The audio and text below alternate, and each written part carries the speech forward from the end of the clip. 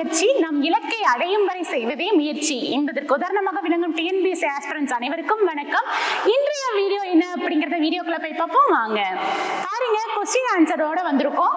Questions பாருங்க. First question, Sunny days என்ற புத்தகத்தை எழுதியவர் யார்? Option A Sunil Gavaskar, option B Nelson Mandela, option C Benazir Bhutto, option D Taslima Nasreen. இதற்கான சரியான பதில் அப்படின்னு பாத்தீங்கன்னா ஆப்ஷன் ஏ சுனில் கவாஸ்கர் அப்படிங்கறதா கரெக்டான பதிலுங்க. ரெண்டாவது क्वेश्चनல பாருங்க, இந்தியாவில் டிபாக் வனவிலங்கு சரணாலயம் அமைந்துள்ள மாநிலம் எது?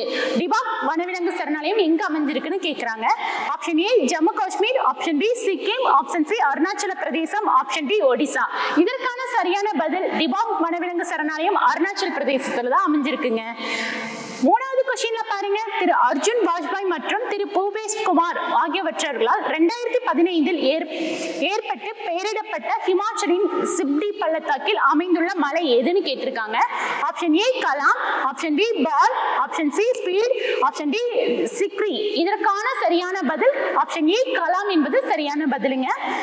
நாலாவது क्वेश्चनல பாருங்க, இந்திய அரசியலமைப்பு சட்ட விதி 280 விவாதிப்பது.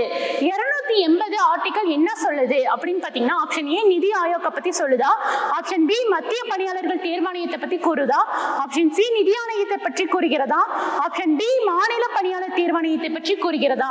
280 அப்படிங்கிறது வந்து பாத்தீங்கன்னா நிதி ஆணையத்தை பற்றி குறிப்பிடுவது. ஃபிஃப்த் क्वेश्चन பாருங்க, இந்திய அரசியலமைப்பின் மூலாதாரங்களை கருதப்படும் கீழ்கண்ட இணைகளில் சரியாக பொருத்தப்படாதது எதுன்னு கேட்டிருக்காங்க. நல்லா क्वेश्चन பாருங்க. இந்த மாதிரி क्वेश्चनல தான் நம்ம அதிகமா மிஸ்டேக் பண்றதுக்கு வாய்ப்பு இருக்கு. நம்ம என்ன பாத்துருவோம், பொருத்தப்பட்டது அப்படின்னு சொல்லிட்டு நம்ம எடுத்து எழுதிடுவோம். இவங்க கேட்டிருக்கிறது பொருத்தப்படாதது.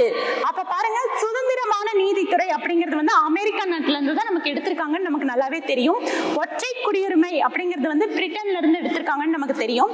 பொது பட்டியல் அப்படிங்கிறது வந்து ஆஸ்திரேலியாவில இருந்து எடுத்திருக்காங்கிறது தெரியும். அடிப்படை உரிமைகளை தற்காலிகமாக நிறுத்தி வைத்தல் அப்படிங்கிறது வந்து ரஷ்யா அப்படின்னு சொல்லியிருக்காங்க. இது தவறான இணை. இந்த மாதிரி வீடியோக்கெல்லாம் வேணும் அப்படின்னா நம்ம வலிமை ஐஏஎஸ் அகாடமி சேனலை சப்ஸ்கிரைப் பண்ணுங்க, லைக் பண்ணுங்க, ஷேர் பண்ணுங்க. இது மட்டும் இல்லைங்க, நம்மளோட அகாடமில ஆன்லைன் கிளாஸஸும் அவைலபிளா இருக்கு. ஆன்லைன் கிளாஸை பொறுத்தளவுக்கு எந்த மாதிரி நடத்தி கொடுக்குறோம் அப்படின்னா கூகுள் மீட்ல கிளாஸஸ் வந்து நடக்குங்க. இல்லைங்க மேம், நானே கிளாஸ் போயிட்டு இருக்கேன், ஆல்ரெடி படிச்சுட்டு இருக்கேன், என்னால வந்து கிளாஸ் டைமிங் இதுக்காக ஒதுக்கி என்னால பார்க்க முடியாது, ஹவுஸ் ஒய்ஃபா இருக்கும், குழந்தைகள்லாம் இருக்காங்க, அதனால எங்களுக்கு கரெக்டான டைம்ல கிளாஸ்ல இருக்க முடியாது அப்படின்னு ஃபீல் பண்றீங்களா? கவலையே வேண்டாம். ஏன்னா நம்மளுடைய கிளாஸ் எல்லாமே ரெக்கார்ட் செக்ஷன் இருக்கனால நீங்க ரெக்கார்ட் வீடியோவை எப்ப வேணாமோ பார்த்துக்க முடியும். அது மட்டும் இல்லாம டெஸ்ட்டை பொறுத்தளவுக்கு உங்களுக்கு நாங்க எவ்வளவு டெஸ்ட் கொடுக்குறோம் அப்படின்னா 85 தேர்வுகள் கொடுக்குறோங்க. 10-15 வருஷம் உங்களுக்கு ஆல்ரெடி நடந்த டிஎன்பிஎஸ்சில நடந்த கொஸ்டின்லாம் அனலைஸ் பண்ணி அதுக்கு தகுந்த மாதிரி எக்ஸ்பீரியன்ஸான ஃபேக்கல்டிஸை வச்சு உங்களுக்கு கொஸ்டின்ஸ் எல்லாம் ரெடியா இருக்குங்க.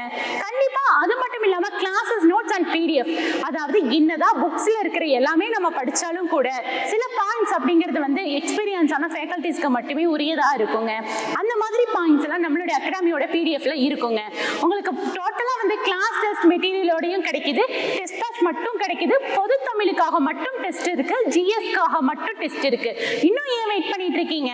கிளாஸ்ல ஜாயின் பண்ணணும் அப்படின்னா டிஸ்கிரிப்ஷன் பாக்ஸ்ல கான்டாக்ட் டீடைல்ஸ் இருக்கு, கான்டாக்ட் பண்ணி அட்மிஷன் பண்ணிக்கோங்க. இதே நீங்க டெஸ்ட் சீரியஸ்ல ஜாயின் பண்ணணும் அப்படின்னு நினைச்சீங்கன்னா பொது தமிழுக்காக மட்டும் 35 வினாக்கள் நடத்தி கொடுக்குறாங்க. அந்த தேர்வு கட்டணம் அப்படின்னு பாத்தீங்க அப்படின்னா வெறும் 500 ரூபாயில பண்ணி கொடுக்குறோம். இதே பொது தமிழ் ஜிஎஸ் ரெண்டும் சேர்ந்து நடத்தி கொடுக்குறோம் அப்படின்னு பாத்தீங்கன்னா உங்களுக்கு 1000 ரூபீஸ்ல டெஸ்ட் சீரியஸ் கிடைக்குது. மொத்தம் 85 தேர்வுகள் நடக்குது. இன்னும் வெயிட் பண்ணிட்டு இருக்காதீங்க. கீழே டிஸ்கிரிப்ஷன் பாக்ஸ்ல கான்டாக்ட் டீடைல்ஸ் இருக்கு, கான்டாக்ட் பண்ணி அட்மிஷன் பண்ணிக்கோங்க.